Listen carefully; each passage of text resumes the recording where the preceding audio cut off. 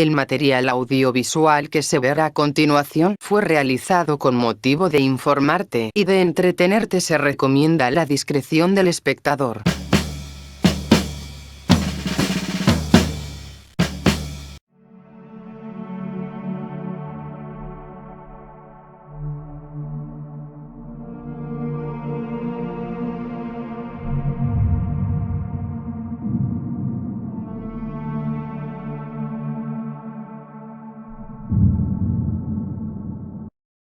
La Amstrad GX4000 nació en el año 1990.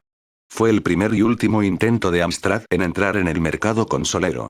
Fue un verdadero batacazo para la compañía ya que apenas se vendieron unidades. La razón fue muy simple. La consola está basada en un ordenador Amstrad CPC 6128 y los juegos que sacaban para ella eran ports exactos de los juegos de este ordenador. La diferencia de precio entre las cintas del ordenador y los cartuchos era abismal, con lo que la gente prefería pagar 1000 pesetas por un juego en casete que 5000 por el mismo juego en formato cartucho. Además, la competencia con consola técnicamente muy superiores como la Mega Drive hizo de esta consola uno de los grandes fracasos en la historia de los videojuegos. La Amstrad GX4000 es una consola con tecnología 8 bits y un procesador a 4 MHz. Es capaz de mostrar 4096 colores diferentes de los cuales 32 a la vez en pantalla. El sonido es mono y de baja calidad comparado con otras consolas de 8 bits. Se programaron más de 40 juegos diferentes para la consola. Aiwa CSDG-1M. Esta consola fue fabricada en 1994 por Aiwa, aunque la idea fue de Sega. Es un combo de Mega Drive y de radio CD, aunque también era compatible con el periférico 32X y leía juegos de Mega CD. Como era de esperar, no salió de Japón. Aiwa CSDG-1M fue muy popular en la época de las mini cadenas, cuando la gente todavía estaba dando el cambio de cinta a CD. La parte inferior servía de Mega Drive y la superior era una radio CD que también soportaba el formato CD-ROM del Mega CD. Se podían desmontar las dos partes. Las características son idénticas a las de Mega Drive, salvo que esta también tenía función de karaoke. La consola no tuvo éxito debido a que tan solo era una Mega Drive y un Mega CD juntos con radio CD. La Ike Player es una consola de videojuegos fabricada por Ike, una empresa mixta entre Nintendo y el científico sino-estadounidense Wei-Yen. La consola en sí misma tiene la forma de un mando y se conecta directamente en la televisión. Por el momento solo se vende en la República Popular China, principalmente para combatir la piratería galopante del país. El Ike Player responde a los intereses mercantiles que está despertando el gigante aletargado que es China.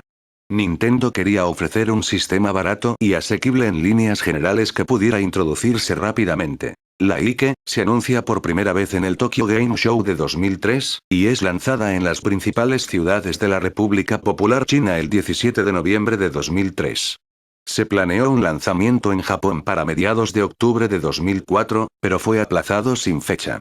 Ike y Nintendo no tienen planes para lanzarla en Estados Unidos, Europa o Australia. No obstante, se pueden adquirir ejemplares en sitios de subastas online y tiendas especializadas de videojuegos. La Ike consta solo de un mando que se conecta directamente al televisor, aunque se le pueden conectar mandos adicionales para jugar más de uno a la vez. Los juegos no se cargan a través de un cartucho, sino que Nintendo inventó un nuevo sistema para evitar la piratería, que es muy común en China. La consola lleva incluida una tarjeta de memoria de 64 MB, donde podemos grabar nuevos juegos siempre que vayamos a la tienda y los compremos. Esta tarjeta solo funciona con su respectiva consola, lo que evita la copia de estos juegos. De este modo, Nintendo puede ofrecer una serie de juegos muy baratos, ya que no comportan gastos de fabricación. Además, estos juegos son los mismos que ya existían para Nintendo 64, reduciendo aún más los costes y pudiéndolos vender a un precio aproximado de unos 5 euros. Lo malo de esto es que provoca que no se pueda utilizar en ningún otro país, ya que no existen canales de distribución de los juegos fuera de China.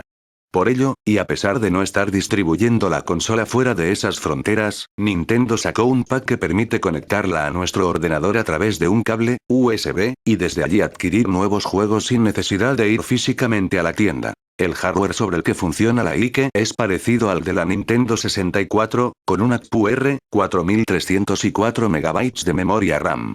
Los juegos disponibles son algunos de los que aparecieron para Nintendo 64, como Star Fox 64, Super Mario 64, Mario Kart 64 o Super Smash Bros., por lo que si queremos probarlos bastará con conseguir algún emulador de Nintendo 64. Vectrex es una consola con pantalla integrada, blanco y negro, 9x11 pulgadas en vertical. Una de sus innovaciones, además de tener la pantalla incluida, son los gráficos basados en vectores, en vez de los indefinidos gráficos a píxeles. Pero el dispositivo tenía una desventaja: no había color en la pantalla. Para arreglar ese problema, se usaron overlays, filtros para la pantalla para que se vea colorida la imagen, que no eran más que acetatos coloreados que se ponían encima de esta. La idea llegó a Mike Purvis y John Ross en 1980. Se trataba de tener una máquina recreativa en una casa sin tener que pagar monedas para jugar de una manera muy original. Cuando se empezó el proyecto con Kenner, la Vectrex poseía 5 pulgadas en pantalla. En 1981 Kenner dejó el proyecto, que un mes más tarde volvió a la vida nuevamente gracias a C, que cambió el monitor de 5 a 9 pulgadas. En ese año, muchos trabajadores de Atari renunciaron para pasarse al proyecto Vectrex. Cuando llegó al mercado se agotaron las existencias, debido a la demanda de un juego que venía incluido en el sistema, llamado Mindstorm, clon de Asteroids. En ese año, se estudió la posibilidad de dotarla de una pantalla en color, pero se desechó la idea por el alto precio que hubiera implicado. En 1984, la Vectrex, junto con otras consolas, fueron descontinuadas, por muchas razones. Catálogo de juegos grande y mediocre y el hecho de que las computadoras eran más baratas y se podía hacer muchísimas cosas con ellas, entre ellas, hacer los propios juegos. Después del 1984, tras pasar esta crisis, se estudió la posibilidad de fabricar una Vectrex portátil, pero la idea se descartó con la llegada de la Game Boy, que amenazaba las ventas del nuevo proyecto móvil. El Sega Pico era un juguete electrónico de Sega.